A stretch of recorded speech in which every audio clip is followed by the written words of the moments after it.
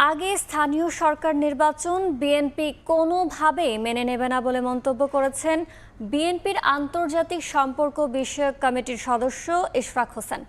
মঙ্গলবার রাজধানীর নিউমার্কেট থানা বিএনপি আয়োজিত সমাবেশে এমন মন্তব্য করেন তিনি। এ সময় তিনি আরও বলেন, স্থানীয় সরকার নির্বাচনের নামে দুর্বিসন্ধিমূলক চক্রান্ত করা হচ্ছে। প্রয়োজনীয় সংস্কার করে নির্বাচিতদের কাছে ক্ষমতা হস্তান্তর করতে হবে। দেশের বাইরে ছিলেন সাবেক ছাত্রনেতা বিএনপি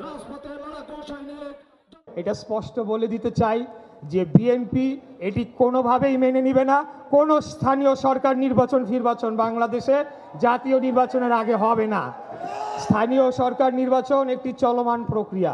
আজকে সেই সেনা প্রধান যিনি এই প্রতিজ্ঞা করেছিলেন 5 তারিখে, কই সেটার প্রতিফলন তো আমরা দেখতে পাচ্ছি না। এখনো তো খুনি হাসিনার দোসররা বিভিন্ন জায়গায় তারা বসে রয়েছে। সচিবালয়ে যারা তাদেরকে সহযোগিতা করেছিল, ওই সচিবালয়ের সেই ব্যুরোক্র্যাটরা, তাদের অনেককেই তো আমরা এখন দেখতে পাচ্ছি।